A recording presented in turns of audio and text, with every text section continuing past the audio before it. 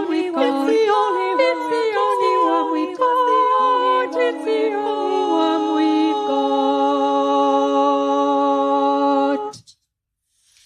Restore our earth. Restore our earth. Restore our earth.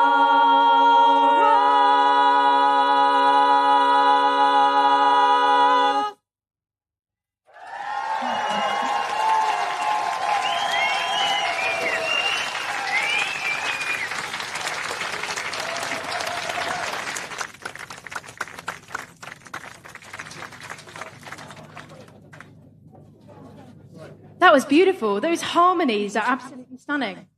Just going to have a bit of a microphone rejiggle, I think. Right, that was amazing. Really beautiful. Anyone that can sing like that has my utmost admiration. Really beautiful, very powerful stuff. Now, next up, we have a really young, but very, very powerful, someone who's not afraid to use his voice, wildlife enthusiast, climate active, science communicator, Anishwa Kanchala, everybody. How are you, Anishwa? I'm brilliant. How is London, everyone? Is everyone ready to save our world? Well, let's get to it. I love that. Simple. It's great. So tell me a little bit about how you felt being here today, Anishwa. Why is it so important that everyone stood here?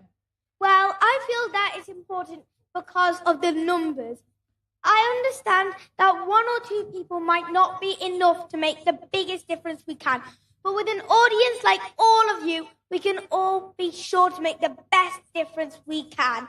And we all can share it with friends and family, which would be able to spread it even wider to maybe even different parts of the globe. Now, you've been quite busy making this fantastic poster covering all the UK and some amazing wildlife. How long did that take you? Well, that took me 1 day to make. A day? Yeah. God, you're good. Because of all of the paintings that I did were paintings that I did before, and then I printed them out, but less about that and more about what they are. All of these animals are from different places where they're from. The red squirrels are needing homes, and they are lost because of the mighty grey squirrels, which you might see day to day, are destroying their habitat and making them run for their life. And as well, monarch butterflies, it's getting too warm for them where they are supposed to go. And lots of hurricanes are disrupting where they're supposed to go. And that would be really bad for their migrations. And they are famous for being one of the best migrating insects of all. And I can totally agree.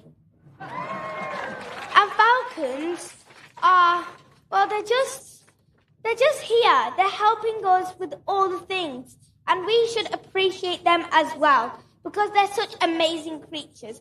And without falcons, all the rats and mice which might contaminate our food because of they might hold some diseases, but it's not their fault. And the peregrine falcons will be able to clean it up and make sure that none of the diseases go too far to humans. And that means we all can stay healthy, and all the animals as well can stay healthy. And all of these different animals all have their part in the food chain, along with us humans. So we all should actually try our best to help protect our future of our world. Who's with me? Okay, Anishwa. Let's hear it for Anishwa. Thank you. The future's not ours. The future is his. Let's make sure it's healthy. Thank you, Anishwa. And as well, remember, all we should do to try and make sure our world is the best it can be is to save our wildlife. Get everyone to shout, restore nature now. And everyone, on the count of 3, say restore nature now, the loudest you can. 1, 2, 3. Restore nature now! Oh, he's such an amazing young man. Thank you, Anishwa. Brilliant.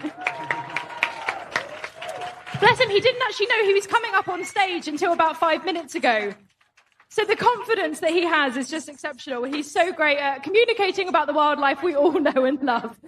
Now, next up, we've got a man who really needs no introduction. He is the founder and CEO of Ecotricity. He's a passionate man making the world a better place. It is the one and only Dale Vince.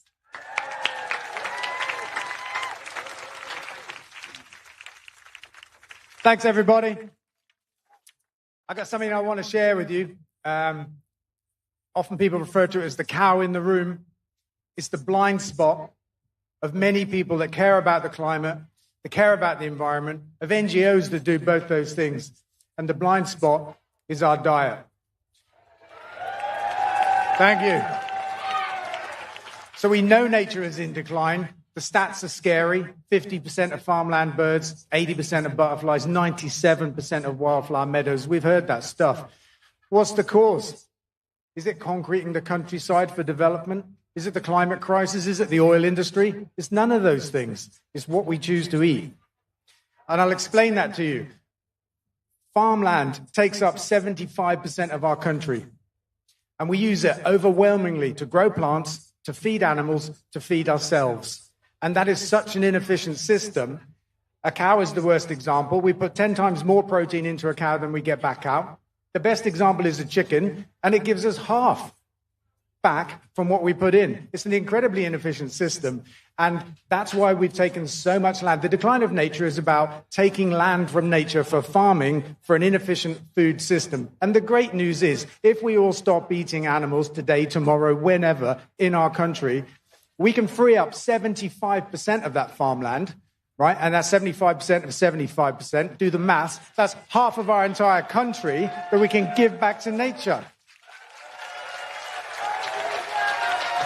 Thank you, guys, because I'm so glad you received it that way, because I thought I might be telling you something you didn't want to hear, right? Because I did anyway. So for me, it's the fourth reason to be vegan. Often we talk about the climate, we talk about animal rights, we talk about human health. There's a fourth reason, and it's for wildlife in our country. The great news is it's in our power, this thing. We all choose our food every day. We go to the shops, we buy it, we eat it, whatever it is. We can choose to chew differently. We don't have to wait for governments. We don't have to wait for big corporations. If we stop buying that stuff, they stop making it. And for me, that's an empowering message.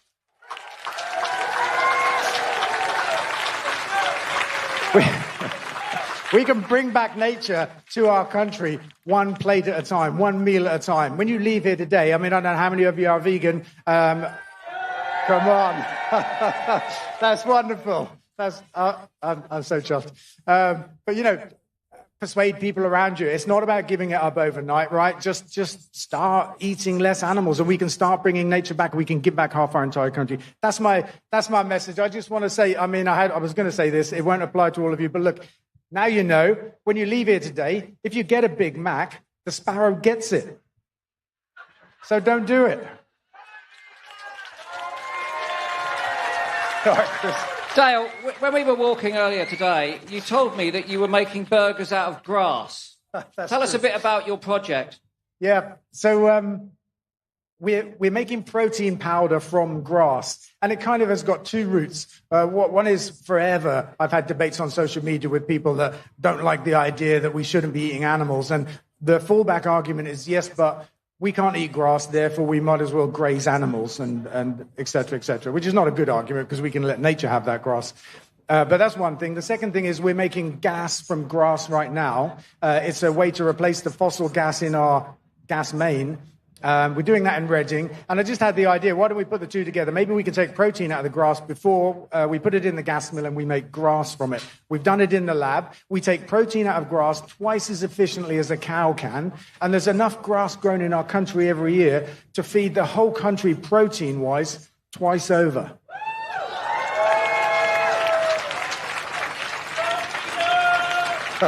Okay. Next up, in your list of entrepreneurial ecological fantasies, what about the electric aircraft? How's that coming? Yeah. We call it EcoJet, and basically it runs on hydrogen, using a fuel cell to turn the hydrogen into electricity with no combustion and no pollution, and then we run electric motors instead of kerosene-powered engines to drive propellers. We should be in the air by the end of this year, flying awesome. Flying in Britain with a range of 300 miles to begin with. And I think it's a 70-seat capacitor airplane, so a proper airplane, proper routes. Give us 18 months, we'll be doing 500 miles and 90-seat capacity. Give us 2.5, 3 years, we'll be flying to Europe, 1,000-mile range with no pollution at all.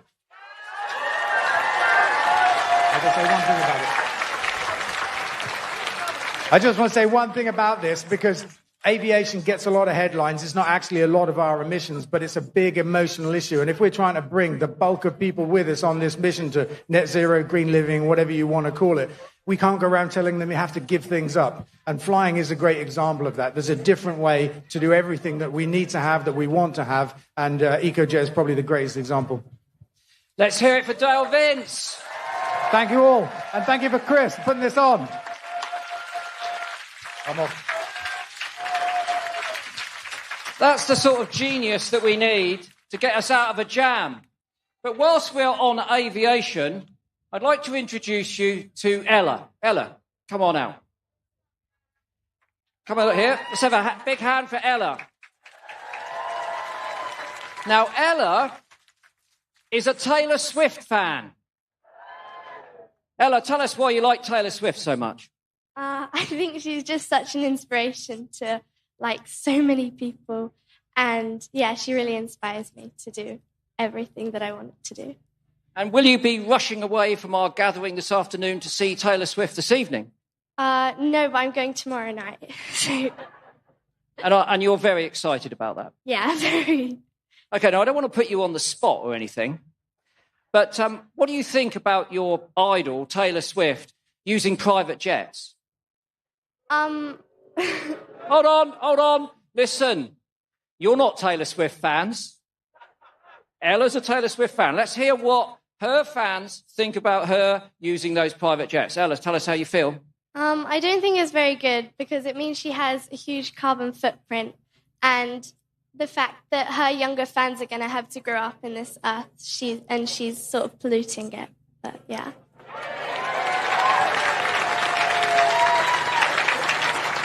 Ella, I know you're a fan of Taylor, but can you sing?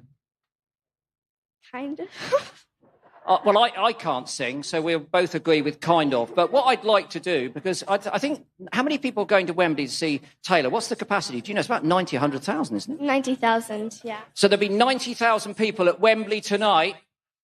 And the police have told us there's 80 to 100,000 people here today. So should we send Taylor a message? Taylor, give up your jets. Taylor, give up your jets. Taylor, give up your jets. Taylor, give up your jets. Taylor, give up your jets. Taylor, give up your jets.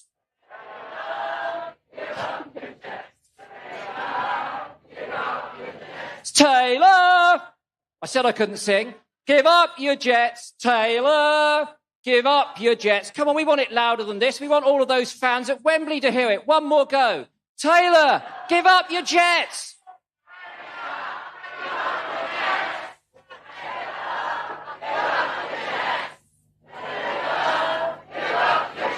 Taylor, give up your jets. Okay, send that to Taylor Swift. And stick it in your pollution package and smoke it. I hope you have I've got a friendship bracelet. So we've managed to offend all of the Swifties, but they're still our friends. Testament to those young people. Ella, thank you very much for being so honest. You've stolen my microphone. You stole my one. There you go. Hello. I got one as well. What does yours say? Yours says Swift. It says, please leave me alone. Don't pick on me anymore. All right. Message taken. Oh, no, hold on. I flipped it over and it said, I'm giving up my jets. I've realised the error of my ways. God, that happened quickly, didn't it? Gosh, she listened, she heard and she acted. Brilliant. Next up, we have a man who is probably much better at singing than you are. I mean, that's not that much of a stretch, is it? I think that I was singing along to him in 1979 at Southampton University, and I'd sent him a cassette of a band that I was playing in called the Titanic Survivors, asking if we could support his band, and he said no. But I'm not going to hold it against him, because he gave me teenage kicks all through the night, and now he's our greatest campaigner for fresh water in the UK. He is the one, the only, Virgil Sharkey. Let's hear it.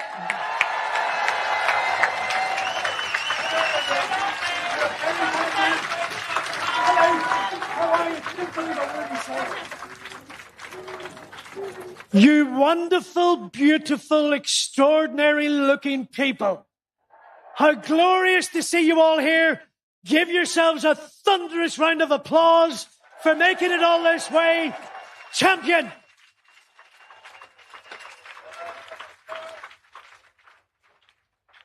There is, however, one thing I have to share with you. You've been lied to. You've been cheated. You've been misled. You've been told untruths. You've been promised greatness. You've been promised a world that is brighter, more prosperous, greener than anything we've ever seen before. And you have been lied to.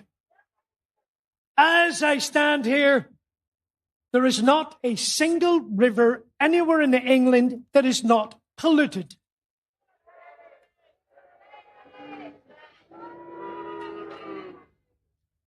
And one of the largest sources of that pollution is the water industry. They have bled our chalk streams dry. They have filled the remains with sewage. And along the way have pocketed £72 billion of your cash, your money, that is now residing in a bank account somewhere offshore on an atoll in the middle of the tropics. They have paid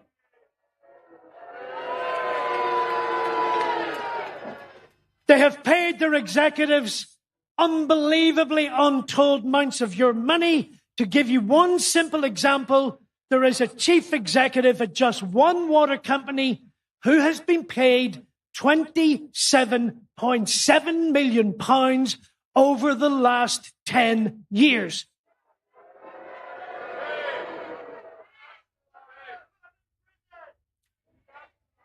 Funny you should say that. I may come back to that.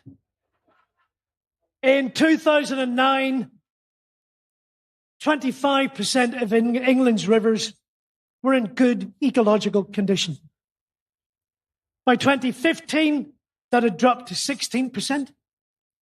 And as we stand here today, just 14% of England's rivers meet that level. The Environment Agency's current projection is by 2027, just 6% of England's rivers will be in good ecological condition, healthy, with a possible future. They have been exploited, they have been drained, and all of it to do nothing more than drive and motivate corporate greed, financial engineering, profiteering, and all of it underwritten and overseen by an incompetent, failing political system and a regulatory system that is unfit, is incompetent, is disabused, and should be demolished.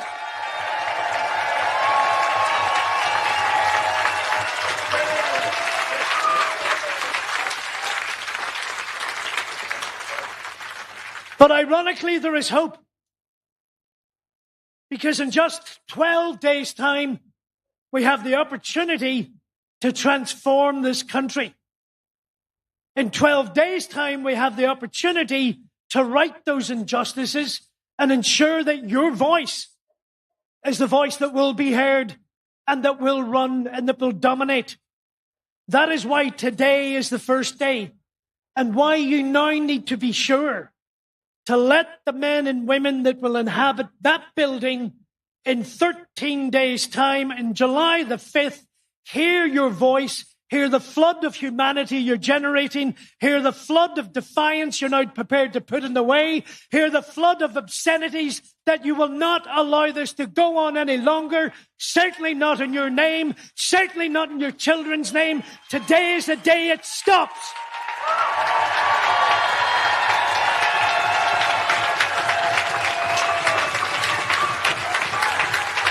I need you to make a promise today. If under a new government, this is not resolved in a meaningful, proactive, driven, ambitious way, with a government with a vision and determination, then we will want change, and we will want change for a second time. And if the needs be, promise me you will all be back here again, 2 times more, 3 times more, and if need be, we will come back 100 times and bring 1 million people.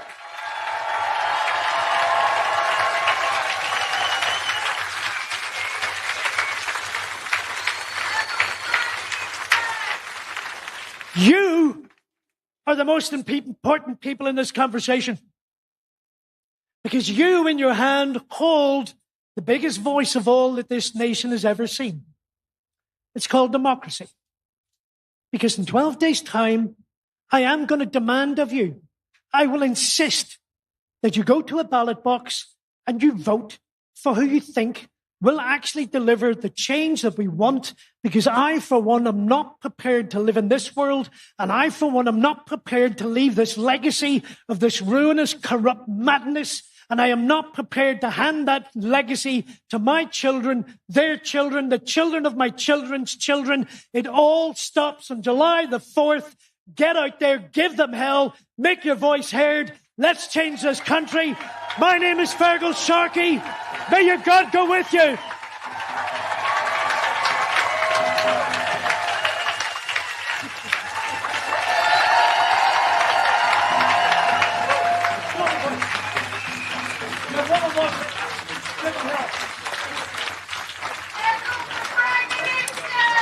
I grew up listening to the Undertones, and I didn't think I could love Fergal Sharkey anymore. But then he started campaigning for wildlife. And what a force to be reckoned with he is. Now, I've just seen a fantastic sign here that says, less feces, more species. So, after me, everybody, less feces, more species.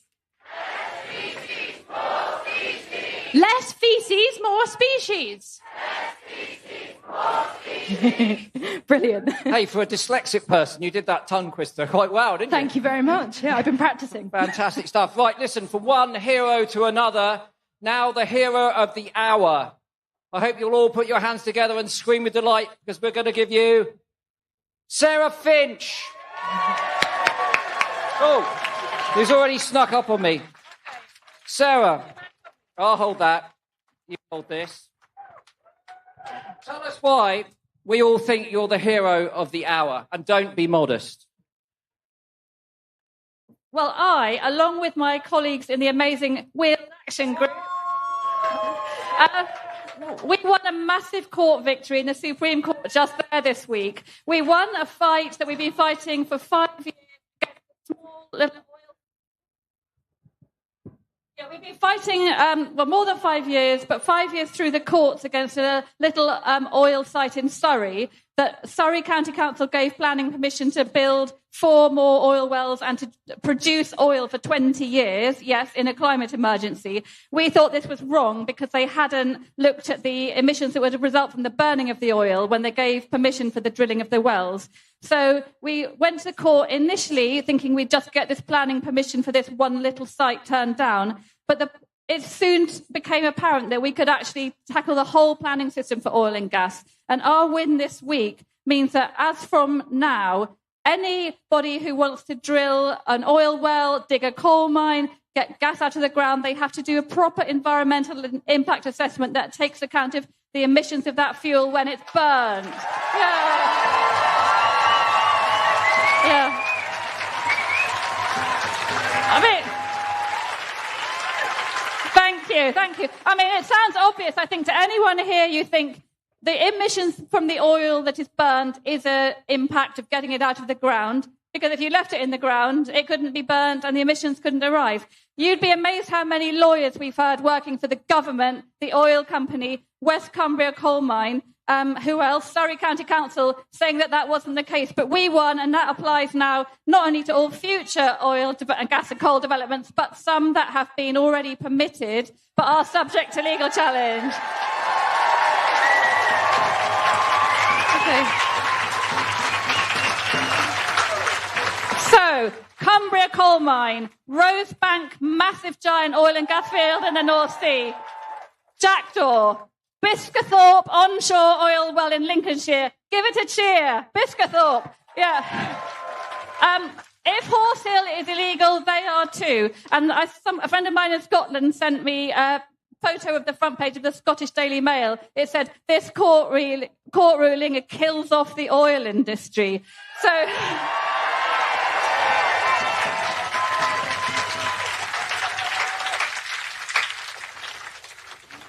So thank you. Sarah, no, thank you. Let's hear it for Sarah. And the World Action Group, of course. A landmark judgment that could change all of our futures, made by a tiny group of people. Is there anyone in this crowd that thinks that they are not empowered because they're just one drop in an ocean? Because every single one of you may be a drop, but what is an ocean but a multitude of drops? Sarah has proved that if you take people on and you're right, you win. And that meritocracy is shone through. And let's be clear about today. I'm sure many of you out there have never been on a demonstration before. You would never have been able to go home and say to your friends and relatives, I am an activist. You've taken action. You've taken to the streets. You've empowered yourself to make a difference. You've used your voice. You are shouting above their noise. That is powerful. We are together powerful, and we must use that power. So as Fergal says, this is not the beginning. It's the beginning that's going to run and run and run, because on July the 5th, we'll be banging on that door, asking for what we need to restore nature now.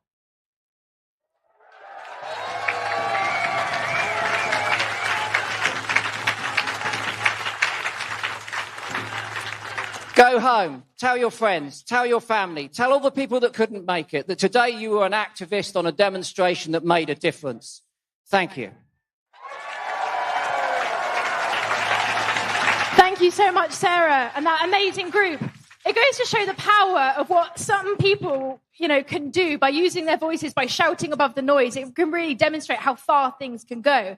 And obviously that massive success is going to have ripples throughout the world. And sometimes we think, wow, what difference can I make in my small area, in my town, in my country? We have to think worldwide. Act local, act global, think local. I think that's one of the most important phrases that we've got. And up next is an amazing Indigenous activist. She's come, she fights for the Amazon. She is so good at using her voice. We've got Namonte, who's going to come up now with her interpreter to tell us a little bit more about the situation over there. And remember, globally is where we must be talking about.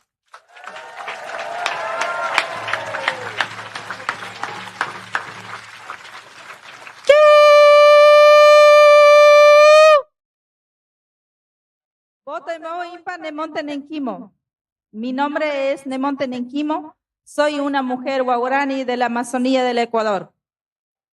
My name is Nemonte Nenquimo. I'm a Guarani woman from the Ecuadorian Amazon. He volado muy lejos. Me alegra mucho de ver aquí al frente que están hablando sobre la naturaleza, de cuidar, de respetar. I've come from very far away from the forests of the Amazon, and it makes me so happy and so proud to be amongst all of you today. I see that you love nature, you're speaking to nature, you're listening to nature, and I love this.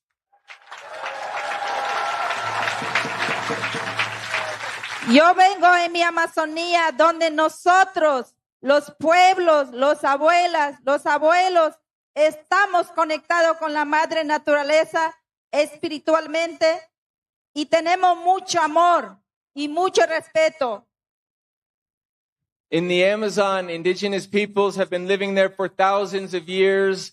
My elders, my grandparents, my parents, we have tremendous respect for nature. We love nature. We've learned to live with her. Porque sabemos, sin madre naturaleza no podemos existir, no podemos respirar, no podemos tomar agua limpia. Because we know without Mother Nature, we can't have water, we can't have air, we can't survive as people. Entonces, a mí me da mucha alegría. De esa forma, nosotros podemos construir que se respeta la madre naturaleza, que se escucha. Only by coming together like we are today can we make sure that we can all join together and respect Mother Earth and protect Mother Earth. That's the only way forward. ¿Por qué digo eso? En último año donde nosotros vivimos, el gobierno ecuatoriano nos ha querido a devorar, nos ha querido destruir. Where I come from, in the Ecuadorian Amazon, the government continues to want to extract resources from indigenous territories from beneath the ground. They want to devour the earth. Nosotros, juntos con otros pueblos, hemos unido, hemos enfrentado, nos hemos dicho al gobierno no a la venta. And together, as indigenous peoples, just like you all today, we banded together, we joined together, we took to the streets, we filed lawsuits, and we together learned how to protect the nature, learned how to force the government away from our lands.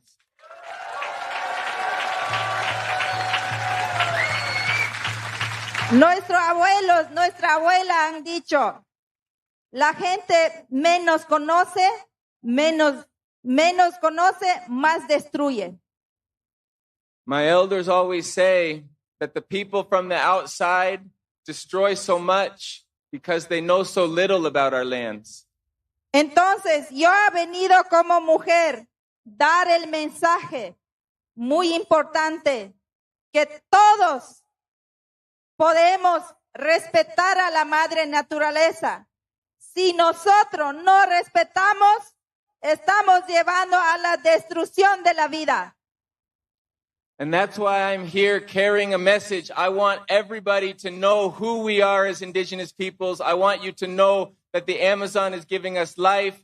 And I've come here so that we can learn to respect Mother Nature, because if we don't, Mother Nature will destroy us.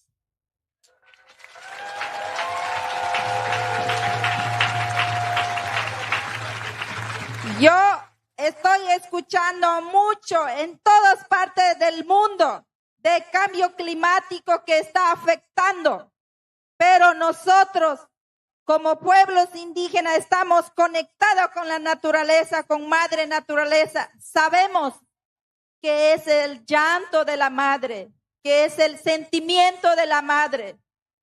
Entonces mi mensaje es como mujer indígena, escuchar y respetar. And I've come from the Amazon and I've heard a lot about the climate crisis, about climate change. And what I want to say to everybody here is that as Indigenous peoples, we're listening to Mother Nature. And for us, climate change is Mother Earth's tears.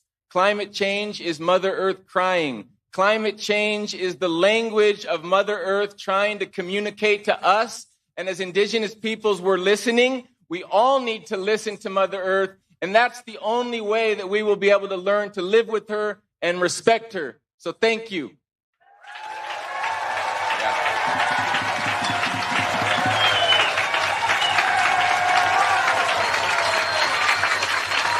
Thank you so much. Thank you. Amazing. When I was at university, my lecturer said, what are you going to be, when you leave uni? And I said, well, I quite like being an activist. And he raised his eyebrow at me. And I will always remember that expression on his face. But quite frankly, the activism badge is one I wear proudly. I wouldn't want to be anything else. Because if you're an activist, it means you're doing something. And doing something is better than doing nothing.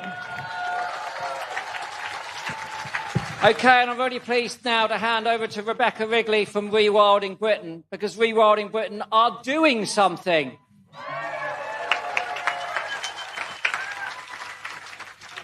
Hi. A bit shorter than you, Chris. What an amazing sea of faces.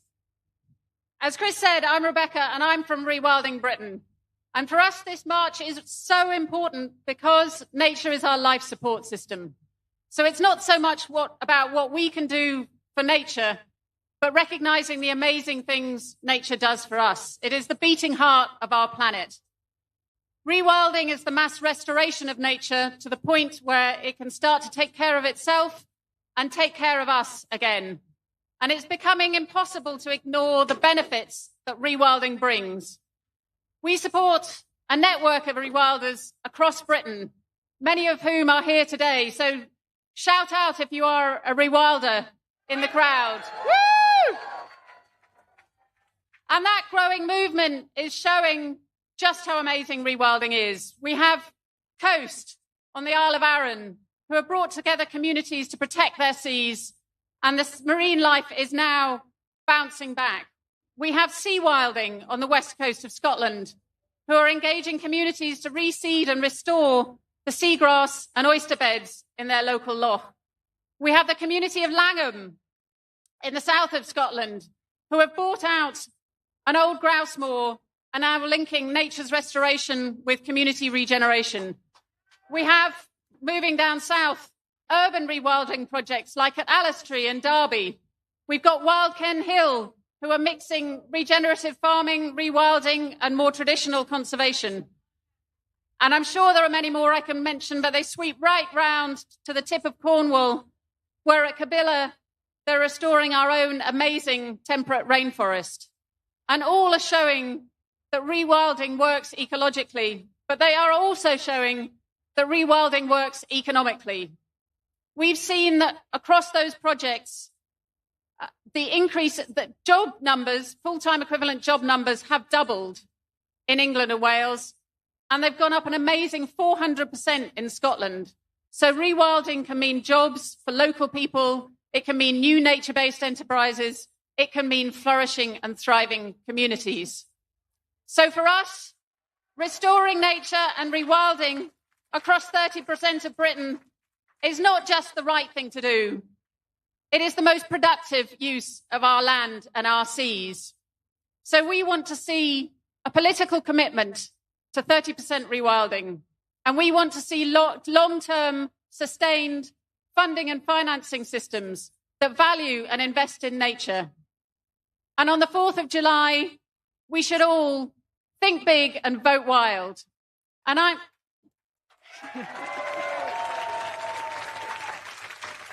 And I'm just going to hand over now to the amazing Flo Blackburn, who has done an exploration, a rewilding exploration around Europe for the film Why Not Scotland?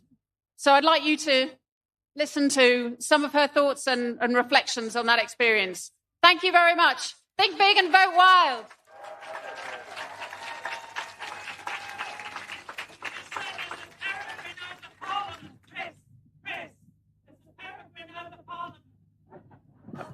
OK, everyone, apparently there's a peregrine over Parliament. Let's hope it's in a predatory mood.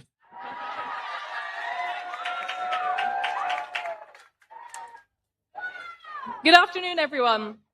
My name is Flo. Last year, I travelled to several nature restoration projects in Europe for a rewilding film called Why Not Scotland, to compare what I saw there with what I know from growing up in rural Scotland. Like the UK as a whole, one of the most nature-depleted countries in the world. It was a story of eco-anxiety and despair, turning slowly into hope along the journey. And so I wanted to describe some experiences I had, which enabled me to go from being consumed by eco-anxiety to having a spark of hope again, despite all that we have lost.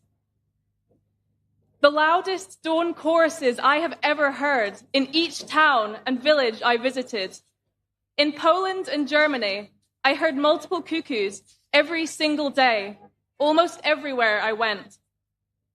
Coexistence between people, brown bears and wolves in rural Italy.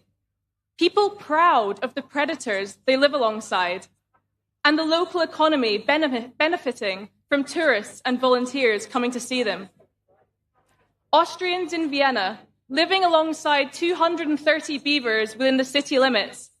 While Austria as a whole has around 8,000 beavers, Norway 70,000, and Poland 125,000, all three countries having previously hunted their beavers to near or full extinction over 100 years ago.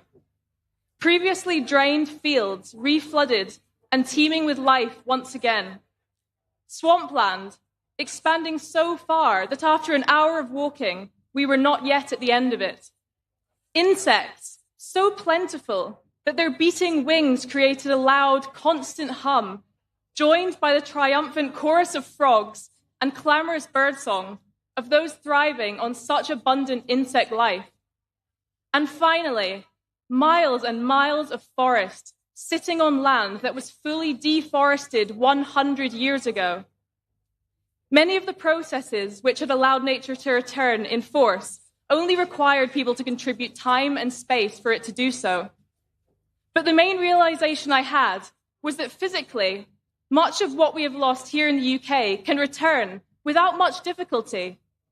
The current state of nature is a result of historical decision-making, and the future of nature will be down to the choices made here and now.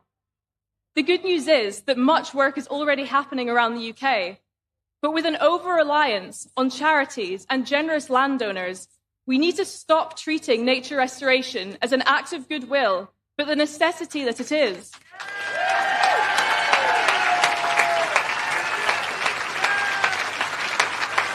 So don't let anyone tell you that what we are demanding today is a kindness. Protecting the natural world isn't kind, but necessary for everyone's survival. Thank you.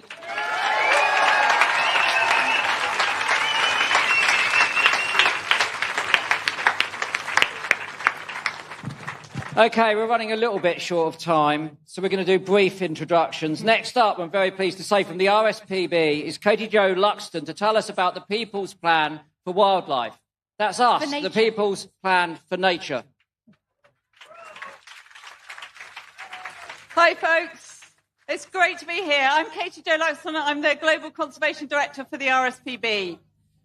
People quite often ask me why I'm always so optimistic and so positive about the future in the face of all the wildlife declines that we see and the warming planet and the pressures we're putting on nature. And quite simply, it is because I work for an organisation and I work in a movement where every day I see action that brings me hope. Action on the ground where we're turning things around. We just need to scale it up and we need to go faster.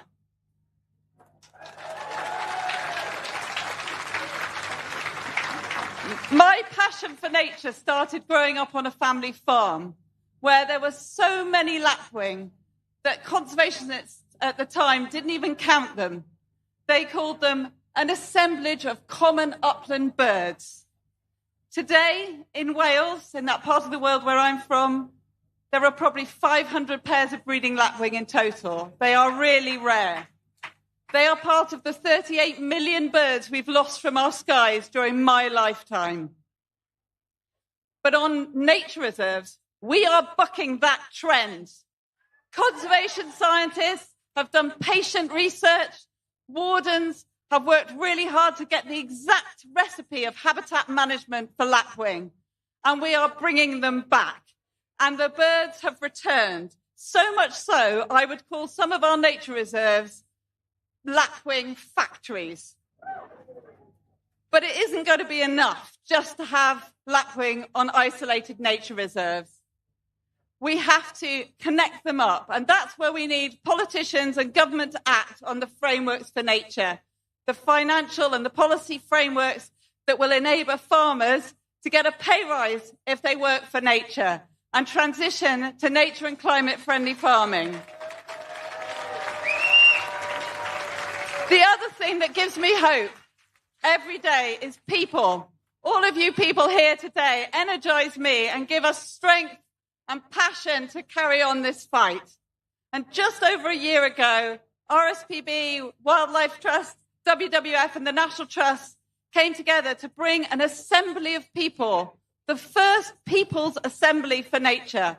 We found 100 people from all over the UK, every country of the UK, all ages, different backgrounds, very diverse, different political persuasions. And they, over the course of 4 weekends, listened to the evidence from world-beating scientists, from farmers, from businessmen, from community leaders. They discussed, they debated, they really wrestled, but they found solutions. It is an incredibly powerful document they have produced. It is the first People's Plan for Nature for the UK. It is a manifesto for nature's revival in this country, and I hope our new government read it. It recommends a host of different things, fixing our broken food and farming system so that we are halting damage, helping farmers transition, and creating transparency in supply chains so us consumers can drive that change. There's lots on how to protect rivers, on how to clean up our seas, but also how to prioritise access to nature with all the benefits that connection to nature brings for our well-being. They call for us to reset our relationship with nature and its value in our lives and put the environment at the heart of decision-making. And it gives me hope that when you bring 100 people from all walks of life in the UK together, they can find solutions. And many of them, when they started this journey, knew very little about this cause we're here today for. Some of them started off saying they didn't care much about it. But I'm delighted that many of them are here today with us. They've changed their minds. They are passionate about the cause. They're continuing to fight with us. And the People's Plan for Nature is going to be the best read for all of our newly elected politicians. So that is why I have hope, because we know the solutions. We just have to get these guys to listen. When they start in post in July, we need to let them know they must restore nature now. Thank you.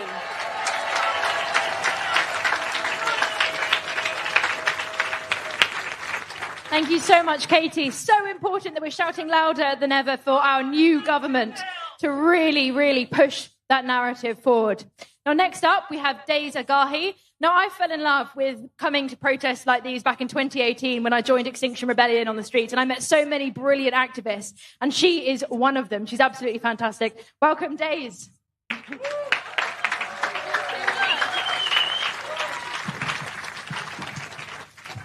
Thank you so much for adjusting the mic for mini-me. First of all, I would actually like for everyone to clap for themselves today, because thank you so much for showing up.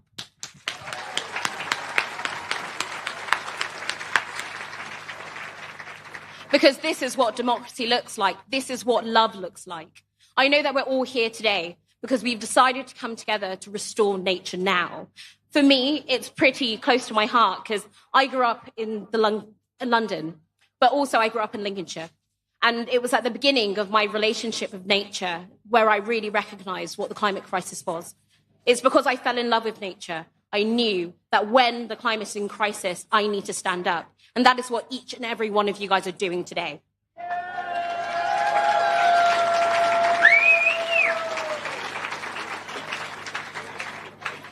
So in this time, I ask you to think about what do we love about nature? And one of the things I love the most about nature is the fact that nature is not based on opposition. It's based on collaboration. And right now, we see ourselves in the width of a general election of where we don't see enough people talking about nature. We don't see enough people talking about the climate crisis. And we don't see enough people recognizing that this political system is simply not fit for the crisis that we're facing. This political system has not been fit for a lot of people for a long time.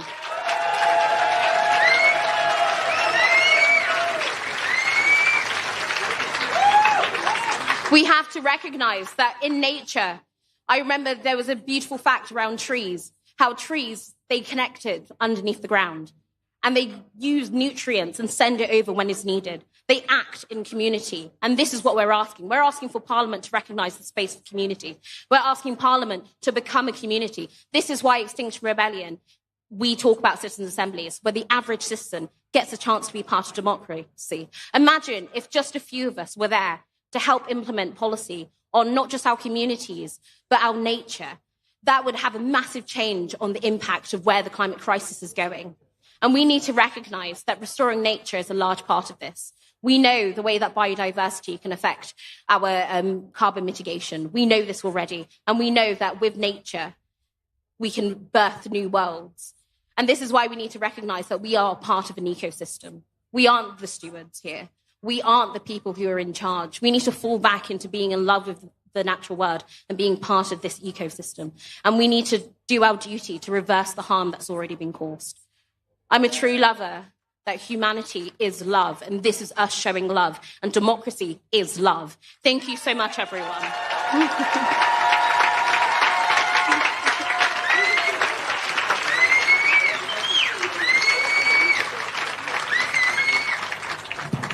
Thank you very much, Dace. Now, we're in the final run-in now, you'll be pleased to know, since the sun is shining. Some of you may be needing a drink or maybe needing to expel some liquid that you took on earlier. I think it's really important that we hear from the CEOs of our leading wildlife charities in the UK. Very sadly, 2 of them can't be with us today, but they have pre-recorded messages which we're going to play on our screens now. So please put your hands together. I know they won't hear you. For Becky Spate from the RSPB and Hilary McGrady from the National Trust. Hi, everyone. It's amazing to see so many people here today. This is such an important moment to have our voice heard in support of nature. We know that nature is in crisis, and we know that we're one of the worst nature-depleted countries in the world. So we need to do something about it. This matters on so many levels, whether it's our economy, whether it's the food that we produce, whether it's the difference that it makes to people. If you think about it, nature is at the very heart of what we consider to be important in Britain. Think about our literature where we talked about Ratty, the vole and Wind of the Willows. Think about the landscapes that we hold dear, whether that's a Lake District or the White Cliffs of Dover. This is our chance to make a difference, to make our voice heard, to make all politicians realise that nature needs supported. So have an amazing day and make your voice heard. Thank you. At the RSPB, we believe quite simply in a world that is richer in nature.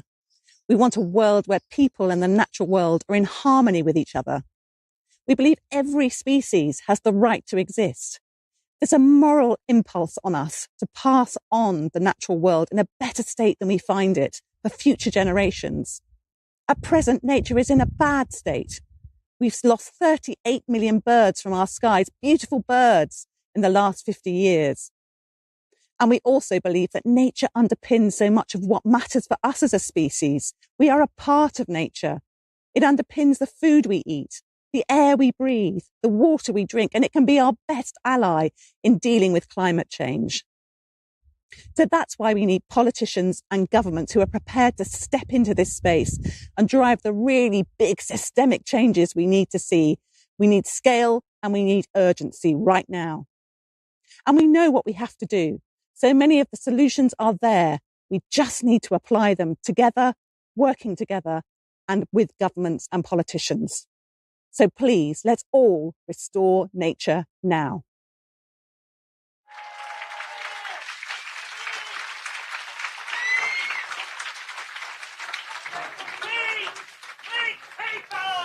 Now, we're all here standing alongside so many different organisations. Looking out in the crowd, I can see Wildlife Trust, I can see Born Free. What else have we got? RSPB, Extinction Rebellion, Just Stop Oil, all of us here for that common focus, that commonality of a mission to restore nature now. Now, there's one organisation, an umbrella organisation, which looks after a lot of those different organisations. It's the Wildlife and Countryside Link, and the CEO, the founder, Richard Benwell, is the most fantastic speaker, I think one of the best that I've ever heard. He's a brilliant, brilliant man, very passionate about restoring nature now. So let's welcome Richard Benwell.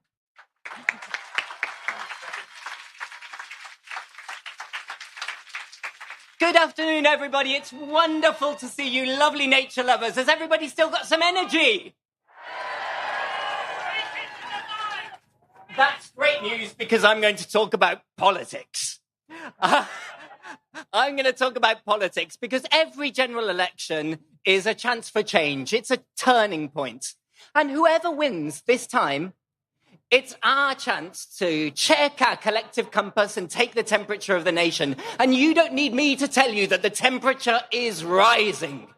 It's rising literally, and it's rising because nature loss is making people's blood boil. Because time and again, we've come to these turning points and we've gone down the wrong path. Time after time, the politicians put short-term gain over the future of our natural world. They think nature's a nice to have, and they resort to drawing ever smaller rings around fading pockets of wildlife, while millions of people live greenless and grey lives. The implication? You don't need me to recite the list of doom, 1 in 6 species at risk of extinction, not a single water body in good condition, tens of thousands of lives cut short every year by pollution. But friends, even when the going gets tough, we are not powerless. We have the power of science on our side. So it's hats off to the ornithologists, the mycologists, the botanists, the chiropterologists who get out every day, whatever the weather. It's hats off to you guys, everyone who sat in the big garden birdwatch begging their blue tit to turn up, or who's got their feet wet going out testing their local river.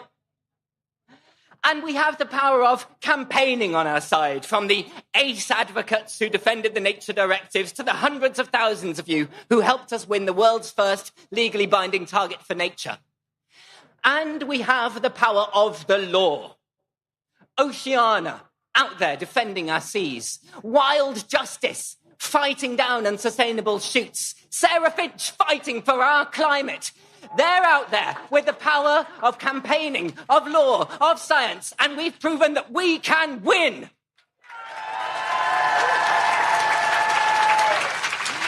But friends, it doesn't have to be like that. We don't have to drag the politicians kicking and screaming to every small victory. Sometimes, just sometimes in this place, we see flashes of green brilliance. And let me let you into a secret. Some politicians really care about nature. Every now and then, this place has done something that is a moment of ecological inspiration that's helped change the world. This is the house that gave us the Climate Change Act and set a model of green governance. This is the house that gave us the Wildlife and Countryside Act, protected scores of species for their survival.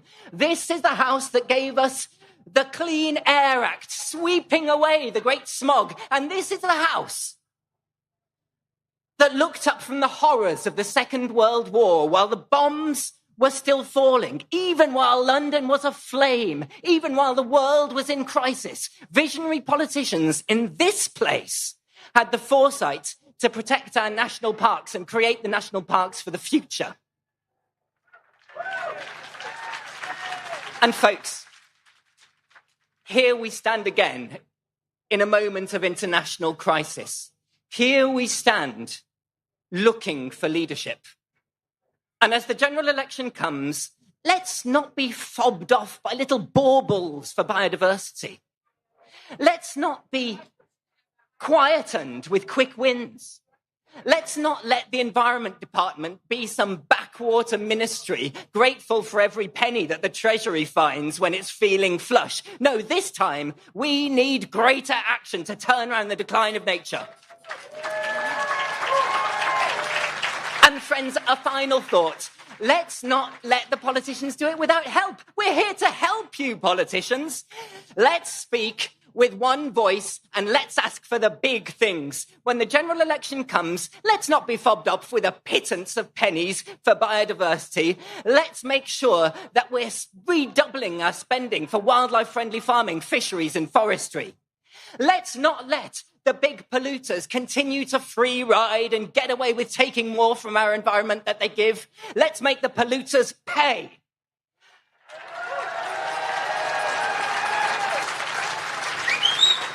Let's make sure that when the election comes, we make room for nature on land and at sea, that instead of creating those ever-diminishing circles in a helter-skelter of neglect, we protect thousands more green spaces and a public nature estate where wildlife can thrive. And finally, let's not stand for any more of this environmental inequality that divides us, rich and poor, where the poorest, most vulnerable people die early from filthy air or a concrete jungle. No, friends.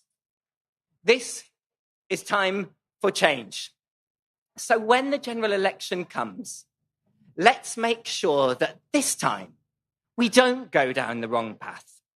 Let's make sure that we're there standing, pointing the way and turn to a better future for nature. Let's make sure that we show them the way to restore nature now.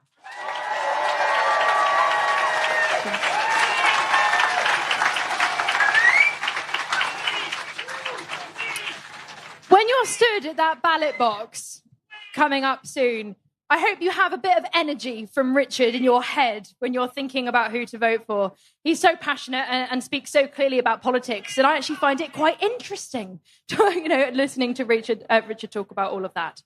Now, next up, very last, but very definitely not least, we are coming up, rounding to an end. We've got Craig Bennett, who's the CEO of the Wildlife Trust. He's a fantastic advocate, of course, using his voice for nature, but also guiding the Wildlife Trust through this really important transition. Craig. Thank you, Megan. Hello, everyone. Have you been having a good time? Doesn't it feel good when you're particularly anxious about something, when you're angry about something, when you're angry and anxious about the failure from our politicians to address the climate and nature crisis? Doesn't it feel good to come together with friends that feel the same way and want to do something about it?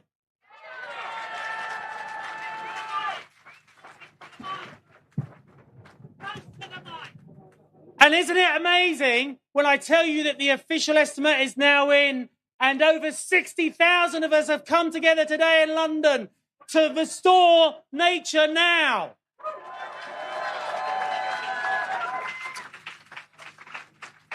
The fact is, the British public get it. Just over 3 weeks ago, the Wildlife Trust commissioned a poll from Savanta, which said that 79% of the British public get that nature is critical for the economy and our well-being. The British public are way ahead of politicians on this issue.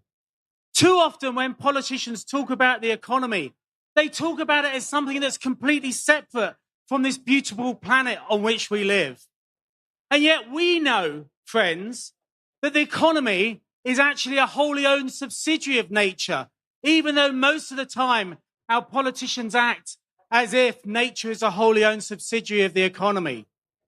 And too often, when politicians talk about health and public health, they talk about it as if we're humans that are amoebas in a little petri dish, not about the fact that nature and access to nature and the quality of the environment we grow up and live in is actually one of the key determinants of public health.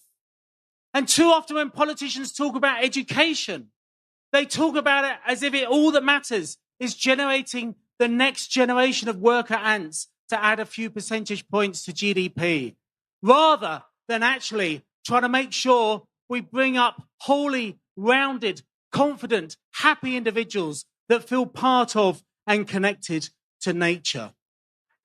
So at times, it feels we have to spell it out. So let's spell it out very clearly. No nature, no food. No nature, no water.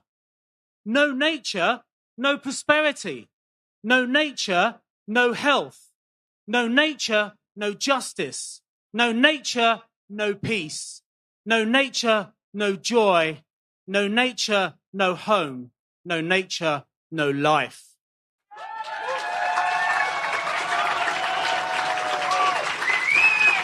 But you know what's even more frustrating? We actually know how to turn this around. We know how to tackle the climate crisis, and we know how to restore nature now. Very simply, we have to make more space for nature. We've agreed globally to get at least 30% of our land, inland waters, and sea in recovery for nature by 2030. England is currently at 3%. That's a lot to do in the next 5 to 6 years. But we have to make more space for nature and make sure that space is joined up. We have to restore the abundance of nature.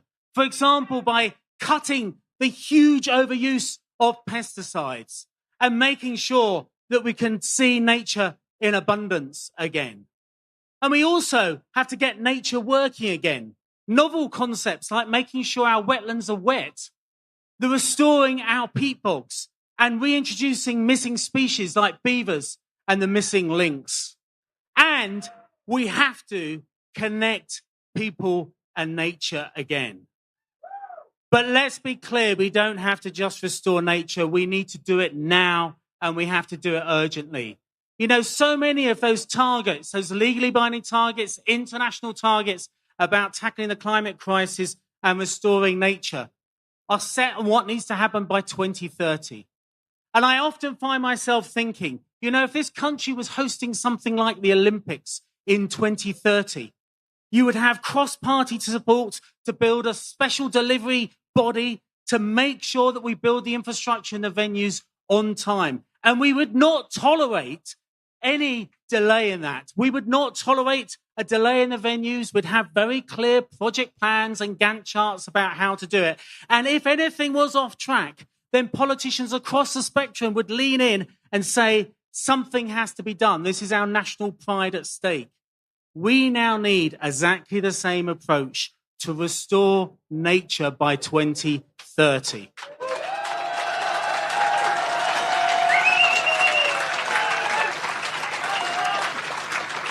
You know, the real test for the next government is not just that they do a little bit better than the governments that came before them.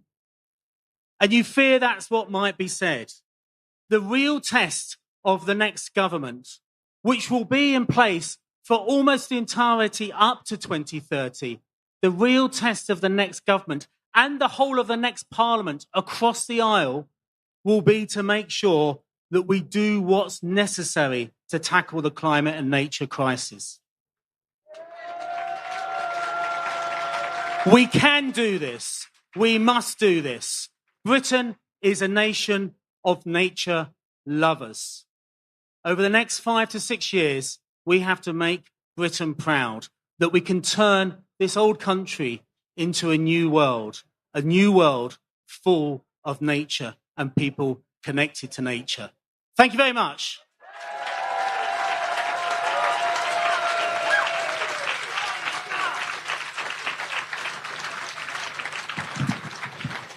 Fantastic stuff. Thank you very much, Craig. I always like it when I'm listening to the Today programme in the morning and I hear that Craig's coming on. He speaks with great clarity and important vision. Okay, yeah, let's hear it again for Craig.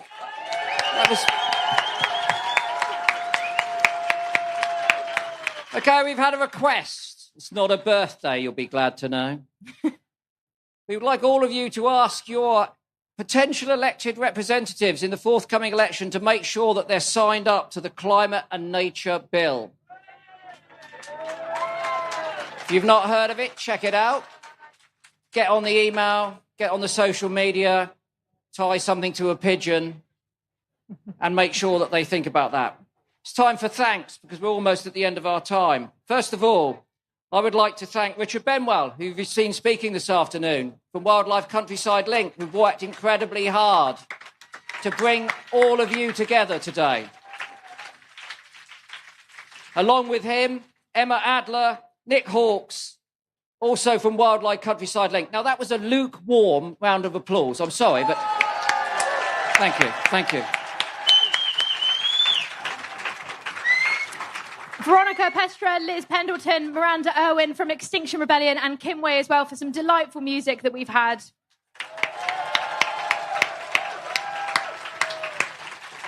Stephen Roddy and Luke Phillips from the RSPB, come on.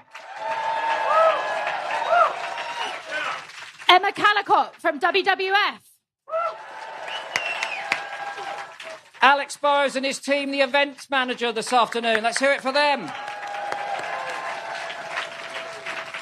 And we have the Art Factory, who have created some beautiful banners, posters, all of the illustrations that you see around you. Huge congratulations to the Art Factory.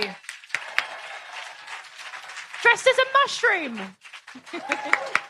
Magnificent. I can't identify the species at this range, but nevertheless, it's superb. OK, next up, all of the stewards and all of the police that work so hard to make us safe this afternoon. And very definitely last but not least, Emma Smart and Fabian Harrison, who this would not be possible without. They have been instrumental in organising all of this, organising all of the organisations that are here. Without them, Fabian is tucked away at the minute in a van, producing the live stream, doing all the technical side of it. Emma Smart is keeping us on time over this side of the stage. A huge round of applause for Emma and Fabian.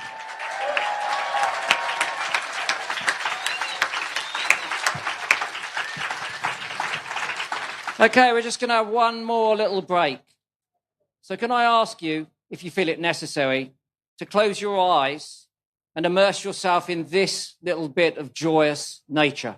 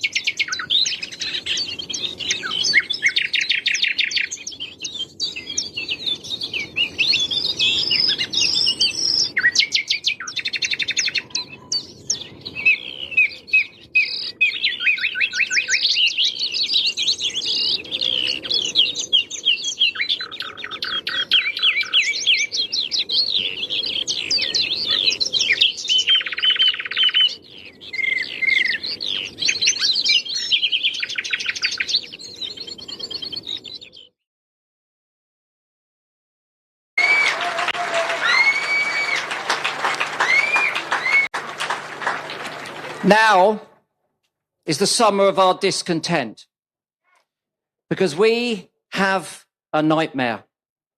Since Frankie Goes to Hollywood told us to relax, 600 million birds across Europe have vanished, including 65% of our cuckoos and 90% of our nightingales. We have a nightmare. Since the Sex Pistols pointed out it was anarchy in the UK, 80% of our butterflies have gone. 19% of our wildlife has been destroyed, and 1 in 6 species are now in danger of extinction. We have a nightmare. Our rivers may be full of sewage, but agriculture is the #1 source of river pollution in the UK and also responsible for 35% of our greenhouse gas emissions. And the state of nature reports are unambiguous. It's principally farming policies and practices that are driving declines in insects and birds. We have a nightmare. Over 1 billion animals are confined in factory farms in the UK, and the number of intensive factory farms is on the rise. Since 2016, there's been a 20% increase of industrial pig and poultry units. Factory farming is the single biggest cause of animal cruelty on the planet.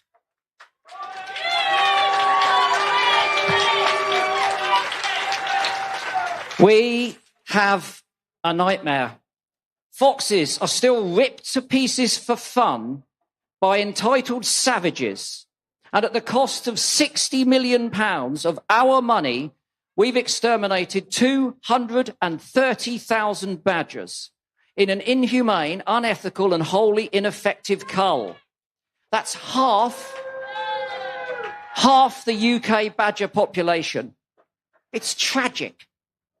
We have a nightmare. It's estimated that 1.7 million animals are trapped in snares every year in the UK. Almost a third of satellite-tracked golden eagles have died in suspicious circumstances, and woodcock, snipe, golden plover and pochard are still legally shot despite being in serious decline. It's madness. We have a nightmare. 92% of our marine protected areas are not protected from destructive fishing. And last year, these so-called marine nature reserves were subjected to 100,000 hours of industrial fishing and 33,000 hours of bottom trawling. They are not protected. They are being trashed. We really have a nightmare. 2023 was confirmed as the warmest year going back to 1850.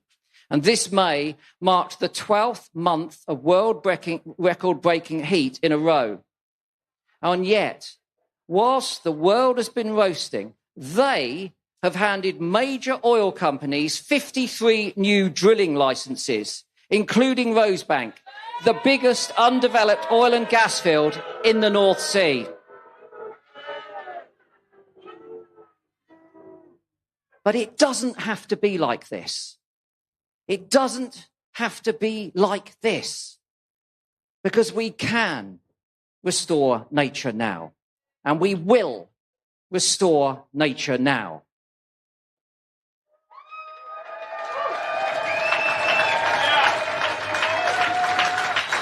We have the tools, we have the technologies, we've tried and tested the solutions, and they work. So let's make them work. I've got to tell you, it's too late for dreaming. We've been dreaming, and it hasn't worked. It's time to wake up and start acting, doing things that really make a difference.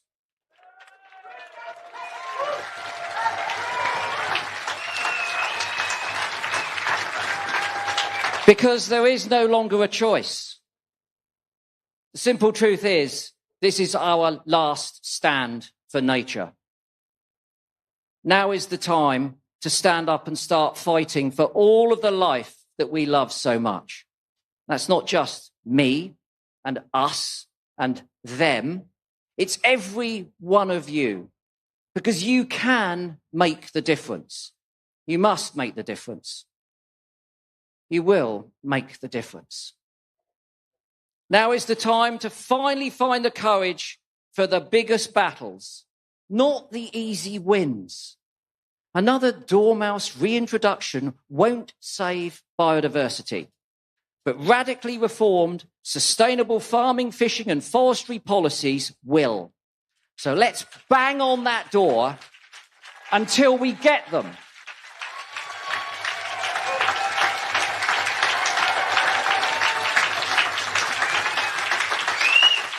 Now is the time to make a livable earth a reality for all of our children and everything that creeps, crawls, slithers, slimes and stings. Now is the time to love life. To love life harder, madder and faster. To love life with every last beat of our beautiful hearts. Nature can't act, but we can. Nature doesn't have a voice, but we do.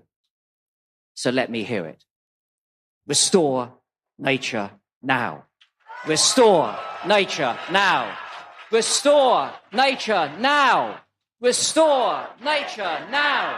Restore nature now. Restore nature now. Restore nature now. Restore nature now. Restore nature now. Restore nature now. Restore nature now.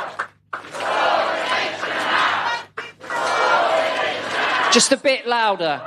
Some of them are a little bit deaf. Restore nature now. Restore nature now. Restore nature now. Restore nature now. 80 to 100,000 people are saying, restore nature now. Restore nature now. Restore nature now. Restore nature now. Restore nature now. Restore nature now. You're loud, you're proud, you're beautiful. Thank you very much indeed for coming. Please come back next time. I fear this isn't the first event that we're going to need to run like this. Thank you very much indeed.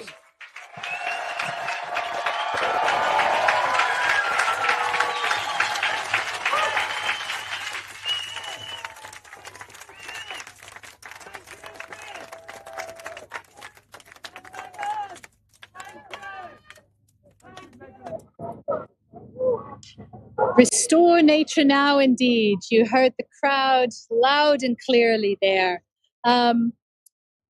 Interesting to follow up those amazing speeches. I found myself really moved by some really, really inspirational things going on. People who have been working in all different kinds of ways to bring the climate and ecological crisis to the forefront. People who have been, working on land projects across the world. People who have been protecting birds here in the UK. There were just so many different groups who have been here today who are doing extraordinary work, and yet we know it's not enough. And I think that is the really crucial message that those speeches gave us, is that it is not nearly enough. We are losing this battle if we don't step up into action. I really felt that resonate really strongly with Chris. It's time to act. So it's been quite an inspirational day, possibly the first of many other days, as Chris said. Those speeches were wonderful, and I was fortunate after the speeches to get a chance to talk with some of the people who were speaking. So we've got some interviews that we're going to upload now. If you missed some of the speeches, if you want a quicker summary of what the people said, hang on tight. We've got some really nice interviews coming your way with some beautiful people and really strong, important messages for us. So that was one of the most powerful speeches I've heard in some time. You're with War on Want. Can you tell us how you feel that all of these things are united? Because in some times we would like to see the movements fragmented. These people are worried about that problem and those people are worried about that problem. But you have a really brilliant way to see how everything is interconnected. Well, we face an interconnected crisis, whether we talk about climate, ecosystems collapse, global poverty and inequality, war and conflict. And at the root cause of that is a similar mindset, which has put profit before people, is exploitation, extraction of our resources, which values some lives over other lives and values non-human lives with no value at all. And this is part of what a movement of movements begins to try and do, connect ourselves. Look, this is an incredible fight, and if we're honest, we are losing, and we're losing badly. And we're losing badly because we're fighting in our silos. Instead of uniting and standing together and saying, look, we are fighting for a vision of a world, another world, where everyone is able to live with dignity, where the right to energy and food are guaranteed, where living wages and social protection, the very basic necessities of human beings, but doing it in harmony and balance with our planet. All of these things are possible. We have a world rich in abundance and rich in wealth. The problem is, of course, we have a world where the small number of people, the elites, are incredibly wealthy, and millions of people are struggling to feed themselves or heat their homes. Until we connect those realities, both in the global north and the global south, we won't have a chance to win. And the clock is ticking. No longer are we able to just tinker at the edges. This requires a fundamental transformation, an ecological, an economic, a social, and an equitable transition. It feels like a big task in front of us right now, and I'm not sure I feel that the people in power are necessarily prepared to undertake this. What's your message to them? Well, I would say look at the history of humanity, of our progress. It's never been that those in power have decided to act. It's always been incumbent upon people, ordinary people. We're standing here in Parliament Square, surrounded by statues of Nelson Mandela. We're surrounded just around the corner of a statue of the suffragettes. Ordinary people who recognise our power comes when we act together collectively. We have to have a vision, we have to be able to dream, and we have to have political demands, and then we have to build our collective power. Until those in power in those buildings have no choice but to act in our name instead of those who profit from destruction. Thank you so much. I'm here today at the Restore Nature March with Just Stop Oil. The Just Stop Oil campaign is campaigning for the government to stop issuing new gas and oil licences. The gas and oil has to stay in the ground. And the reason for that, with regard to nature, is because the planet is heating up so much as a result of carbon emissions from fossil fuels that we are experiencing a dreadful loss of nature. Nature is becoming extinct, and the UK is one of the most nature depleted nations in the world, and that frightens me. A lot of it has happened in my lifetime, in the last 60 years, and I want to leave something for my daughter and all of our children. So it's a great atmosphere here on Parliament Square with Westminster in the background. Can you tell us a little bit about what you're here and what you're doing? I am here as president of the Wildlife Trust, but actually just as a human being who decided that today was a really important day to come together with as many people as possible to speak up for nature at this all-important time. Enough is enough, but we do know that when different sectors of society, different communities from all around a particular country really come together to make their voices heard in peaceful protests, a lot can change. So there was no question that I was going to join this amazing march that was organised by Chris Packham and a whole number of extraordinary organisations.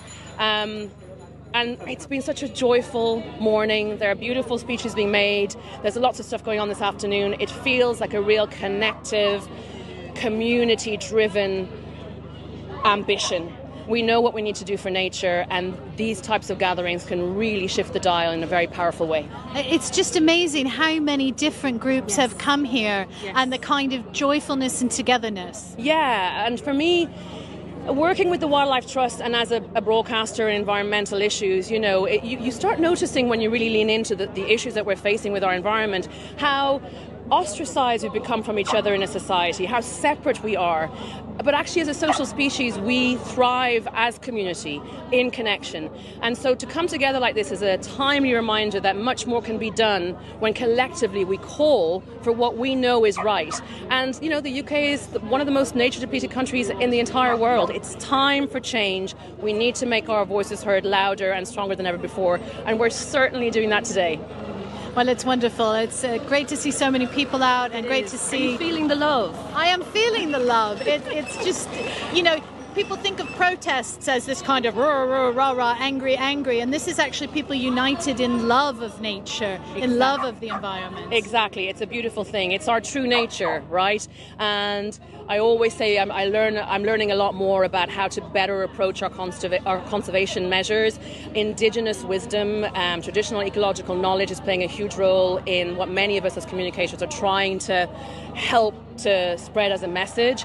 And one of their absolute pillars of how to do life is to first reconnect to each other, to work as community. And that bolsters you. It gives you so much joy and so much hope.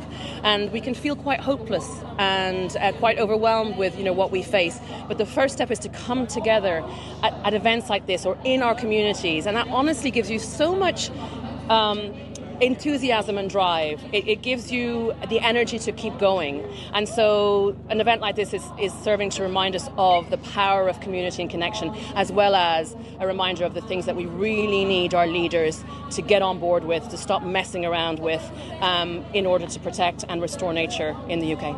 Well, I feel really inspired having leaders like you, you know, with organizations. We're all leaders. You know, we are the leaders that we're looking for. Human beings coming together, being the change the planet needs. So I'm very happy to speak to you as a leader as well. Thank you so much. Go well. Thank you.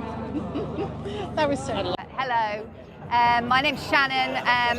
I've come up from Somerset with my family. We just come back from travelling to Australia overland for my sister's wedding, and we've been away 9.5 months and seen the world, seen how beautiful the world is. We're so in love with the nature that we've seen all around the planet. People are so kind everywhere, and this spoke to me, restore nature. That's who I am, that's what I stand for, and this is a group of people doing just that. It's been wonderful, great day. So the rally is in full swing here. I think you've just stepped off the stage, Dr. Amiri. So would you like to introduce yourself to the group and tell us who you are and why you're here? Yeah. My name's Dr. Amir Khan. I'm an NHS GP, but I'm also the president of the RSPB, vice president of the Wildlife Trust and Butterfly Conservation. And I am here because health and nature are completely linked. If one is getting sick, so will the other. And that, as a doctor, I'm here to we just need to restore nature and restore our health. That's amazing. I didn't realize that you were with both organizations, so you must be very busy as a doctor as well. Yeah, incredibly busy, but I'm really proud and to support nature and those organizations, but also to talk about the healing benefits of nature with my patients too. I think that's the thing. We often think of nature as just something out there that we should kind of feel guilty about, and maybe we should save the trees, but I think you have a different approach. Totally. You know, the trees are part of us and everything is part of us. We've evolved alongside nature. We breathe the air, we drink the water, we grow food in the ground, and if any of those systems get sick, then so do we, and we're seeing the symptoms of that now in this nature crisis. So we've got 100,000 people on the streets, which is, quite extraordinary. So thank you for being part of that. What do you think that people at home should be doing now? I think vote. Make sure you vote in the coming election and put pressure on your local MP to have a plan to restore nature. We need a tangible plan from 2030 to keep 30% of our UK land and sea for nature, and work with farmers, because there's so much farmland. Work with farmers for nature-friendly farming and make sure our waterways are clean and make polluters pay. So 2030, that's quite an ambitious goal. Do you think we can do it? It's only 6 years away. We've got to do it. I don't think it's a case of going, well, that's too ambitious or that's too difficult. The things that are worth doing are difficult and they are ambitious. But if we all work together, we can do it. I genuinely believe we can do it. If the will is there from the government, we can do it. That's wonderful. Thank you so much for your time, Dr. Thank you. Thank you for having me. Thanks. Cheers. So my name's Victoria, and I've been part of Just Stop Oil right from the beginning. I'm here on this march because everybody has to come together. I was part of Stop HS2 because I could see what was happening to the climate emergency through the work that XR have been doing. IB tried to do the most sensible thing in insulating houses. I was part of that. And now this is why I'm standing with Just Stop Oil. And we need everybody to wake up and realize that we have to get the government to form a plan to accept they must stop extraction and use of oil, gas and coal by 2030. We have an international treaty. We have 8 countries who are going to do actions with us in the summer, and that is so crucial. We must work together to bring the change that is desperately needed. It's about everybody's future. We in the UK may only be a small country, but we started the Industrial Revolution. We are totally complicit, and we cannot sit back and expect others to bring the difference. There's so many amazing people here today. Steve Bracknell, what brought you down onto the streets? Well, mostly him, really. I mean, it's having my youngsters now that motivates me to make sure that we have a nation that is in proper state for people to enjoy in the future, particularly my youngsters. And what did you say up on stage today, Kit? What did you say? Do you remember what you said? Protect the wildlife. Protect the wildlife and stick to wildlife rules. And stick to the wildlife rules. Yes, absolutely. That means taking care of wildlife. Because they're not always sticking to the rules, are they? Well, they're not, no. I mean, I think that I've been pretty despondent in recent years seeing the two main parties and how they've dealt with issues of the environment, speaking, big things, ambitious targets that would equal anywhere else on the planet, and then just failing to meet those targets. And I think that right now, as we approach the election, there's only 2 parties who are really stamping their feet about what we need, and the other 2 obviously know, but are not committing to the same targets. And I think, seeing this many people out shouting that nature is important could change some minds. Well, there's about 100,000 people here today, I think. Are you surprised? Amazing. That is amazing. I mean, I'm not very good with numbers. I kind of looked around and thought that it was probably more than 10. More than 10, more like you said 108, didn't you, Kit? 108 You said people. there were 108 people, yeah. There's more Maybe 108,000. Yeah. So do you think they're listening to us? I hope so. I think that, there is a terrible tendency for issues of the environment to be big in people's minds when it doesn't frankly matter, but then as soon as it comes around to election time, they just drop off the agenda. And I think that it's really important that politicians know that this is absolutely vital. What could be more important to us than the air we breathe, the water we drink, the soil we depend on for our food? And all of those things are being found wanting at the moment. It seems quite extraordinary that there's almost no talk about the climate or nature crisis in this election. Deliberately no talk, I would say. And I think that, that's because it's seen as being a divisive element, that there are an awful lot of people who hear it and switch off. Well, that's not good enough. It is vitally important to everyone, whether they realise it or not. Well, thank you so much for bringing people together today and sharing your message of hope and bringing Kit as well. Absolute joy. And you've had the best day ever, haven't you? Yeah? Go well then, thank you. Nice to speak to you. Okay, my name's Andrew Dames. I'm a Quaker from Cambridge. I've been protesting with Just Stop Oil for the last 2 years, just to give everyone else the space to realise that we actually do need to do something. Drill baby drill isn't going to save our planet. So I am here with the absolutely extraordinary Day Zagahi from Extinction Rebellion. Thank you for coming out today. Thank you so much for having me here. So this is an interesting thing. Restore Nature Now. Why are we on the streets doing this? Why are you here? Well, we're on the streets because nature is a really large part of the climate crisis. And when we restore nature, we actually put ourselves in really good footing for the crisis to come. This is something that we know, and this is something that we can work on. And so there's 100,000 people here on the streets from all kinds of different organizations. What does this mean for you? I think this means the world because for the first time we have so many organisations from across the spectrum working on environmental issues coming together to create something of beauty, and that means a ton. And the fact that people have shown up on a Saturday that's so muggy and slightly too warm feels really amazing. Yeah, I mean 300 different groups coming together for a march. It's really unprecedented. Absolutely. This marks a real turning point in the way that we organise together. And I think the government should be kind of worried. So we're looking here at Westminster right now. We're in the shadow of Big Ben. Do you think they're listening? I think they can hear us. I really do. And I think there's something about how we're learning from nature. And in nature, there is no opposition. There's only collaboration. And that's what we're asking for. We're asking for democracy to be upgraded. So upgrading democracy, that's a big part of the Extinction Rebellion message, isn't it? Would you like to explain that a little bit more? Absolutely. We call for democracy to be upgraded by the introduction of citizens' assemblies. We know that citizens need to be an active part of the solutions yet to come. And that's one way that we can do it. That opens the door for us to really start talking about how does democracy actually become democracy? Because we know this version is not working for anyone, nor is it working for nature. It's amazing how many nature targets and how many climate targets we have that, you know, politicians put them down and then we don't reach them. Yeah. And that's one of the big problems, is really getting action. Exactly. I've actually sued the government on this before because I recognise that it's not enough just to say that you'll do it. You have to do it, especially when we know that we have a 2030 deadline to halve our emissions, and we owe it to ourselves to really take this time and do it properly. And if the politicians won't listen, we need to bring it back to people who will. The people like here, the people who show up, the people who are embedded in their communities, and the people who recognise that this is a fundamental part of the world that we're trying to build. Brilliant. Thank you. Keep up the good work, my love. Thank you so much. Animal Aid is one of the oldest animal rights organisations in the UK, and we're at the march today because the exploitation of animals, particularly animal agriculture, and the nature crisis are intrinsically linked.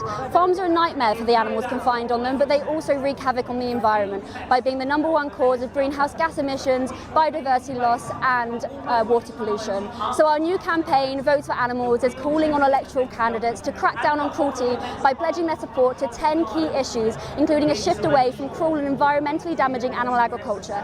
We're also calling for greater protection for wildlife, like a total ban on snares, as well as an end to the mass breeding of pheasants and partridges for the shooting industry. These practices are cruel and environmentally damaging. So we're asking everyone to please contact their electoral candidates via the Votes for Animals website and to ask them to pledge their support to these issues, to prioritise animals and nature. When we fight for all animals, great and small, we fight for the future of this planet and the restoration of nature. So please help Animal Aid in this important mission. So Holly, you're with the Restore Nature Now Extinction Rebellion live stream. Can you tell us what organisation are you with and what are you doing here today? Well, I'm actually here today with my mum and my sister because we're in a family vocal trio called Davis and Daughters, and we sang on the stage about 20 minutes ago, and we sang a song that my mum, Sally, who's the mother in our group, she wrote it for Earth Day 4 years ago.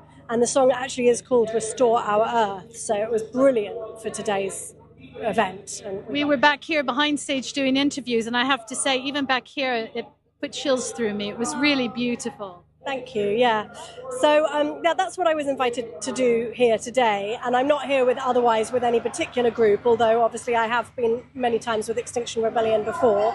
And I've been asked today not to speak on the stage about Marcus, my partner, but I am very much here in his place because Marcus, who came out of prison 3 months ago for climbing the Dartford Crossing 2 years ago for Just Stop Oil, has been told, according to his licence conditions, not to attend any gathering, meeting, protest of any kind.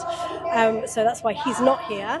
And so our roles have kind of reversed a bit. Suddenly I'm on all the protests and he's at home looking after the kids. He was the campaigner and now you've had to become the campaigner. Yeah, kind of. I mean, yeah. So his action, whilst it wasn't meant to have the kind of extraordinary results and terrible sentence and deportation order that it had, even if it hadn't had that extreme punishment, it still suddenly put me in a new position of having to campaign on Marcus's behalf. And he's still at risk of deportation, isn't he? Yeah, Marcus is still at risk of deportation. He's got a court case coming up at some point for which we are preparing and hoping, that we've got enough evidence that it's not in the public interest to deport him. But and we haven't been given a date for that yet.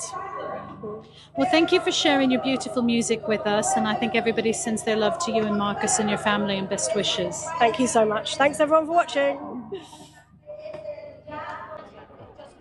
We're here at the Restore Nature Now March with War on Want, and we're here because it's so important to protect our nature, reduce biodiversity loss, and ensure that we're protecting the planet for all of our communities. And we're out here today in the name of global justice to ensure that we all have access to nature, here in the UK and here across the world. Because right now, it's the world's poorest and most marginalised communities that are facing the worst effects of the climate crisis. So we're out here today to demand that we restore nature here in the UK. We're also out here to demand that everyone in the world can live free and in dignity and in harmony with their ecosystems. So I'm here with the amazing campaigner Fergal Sharkey. You're a singer, you're a campaigner, you've done so much in your life. How does it feel to be here today? Oh, listen, it's fantastic because here's the thing. For too long, people have been far too quiet.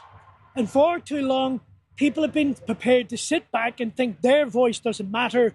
What they've got to say is irrelevant. Well, today that changes. And the best example I can give people, 5 years ago, I sat on my sofa with one mobile phone, an idea in my head, and here we are, sewage on our rivers and our beaches is now an election issue. Things can happen and things can change. Be brave, be strong, and get out there and vote for the party that you think is going to deliver what you demand from them. Because this is a really big election, isn't it?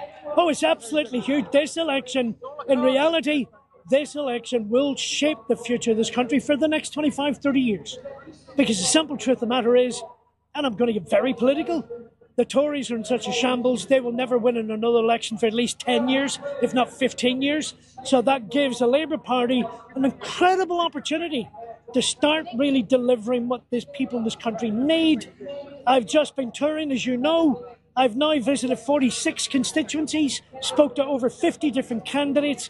It's the same conversation on every doorstep, whether it's Wales or Cornwall or Norfolk or Suffolk or Hertfordshire or Berkshire. People are utterly fed up with the whole thing. They're despondent.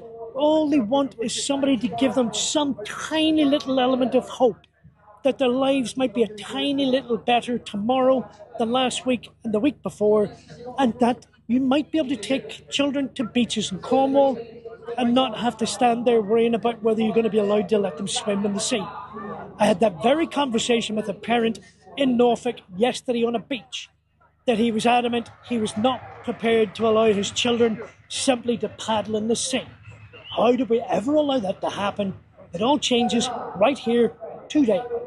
Thank you for all your hard work on this, Fergal. You're more than welcome, my pleasure. And thank you for the taxi ride. Go well, mate. My name's Mary from the Stop Burning Trees Coalition in Yorkshire. We're a coalition of groups fighting against Drax Power Station, the UK's single largest carbon emitter and world's biggest tree burner. Drax is burning trees from primary forests from vital biodiverse hotspots around the world and calling this green energy. Their pellet production is also polluting communities in the southern US, poisoning them in their own homes, again in the name of UK's green energy. And our government is subsidising this of £2 million every single day. So we need your help to help us stop these subsidies, to help us stop this destruction of forests, wildlife and communities. We need pressure on our MPs, on our government, and most importantly, come and join the Reclaim the Power camp targeting Drax this summer in August. So those were, again, if you didn't get a chance to hear the speeches, those interviews were with some of the most important people, I think, doing work in the whole area of the environment and nature. What is so extraordinary about this event was this coming together, this collective collaboration with just a broad range of people who have this common cause of really dealing with the nature crisis, which is the twin crisis of the climate crisis. These things are intertwined. But often we talk about the climate emissions so much more than what's actually happening with the natural world. And we continue to have this idea that nature is out there rather than part of us. And so today was really to bring this to the forefront of everyone's minds. Of course, we're shouting back there to Westminster and hoping that they will hear. But we also know that our politicians have been kicking this issue into the long grass for far too many years. And so it's people coming out on the street like this that begins to develop the momentum for real change. And that's what we really need here. We need a democracy that functions better for us, because our politicians are too worried about the next election and not worried about the massive changes that need to be made in really short order. So we want to look at upgrading our democracy. There's also a whole list of demands that you've heard about today that are hugely important, about getting farmers to be able to protect nature whilst they're growing the food that's filling our bellies. Yeah, nature provides us with everything we eat. I happen to run an organic farm, and, you know, feeding the population is at the heart of what we do, but it's really hard to do this in the current climate that we've got. So this group together today was just a call of a demand. It wasn't just a call to the powers that be. It was people coming together saying, we're not going to put up with this anymore. We're going to come together. Chris Packham says we're going to come back again. We're going to keep on pushing until the change that is needed to protect ourselves, to protect the animals, to protect the trees, to protect the bees, to protect all life on this incredibly precious planet. That's the only home we have. So thank you for being with us. Go out, get involved in whatever of the 300 plus organizations that were here today. Get out, make your voices heard, come together and make a difference. Let's restore nature now.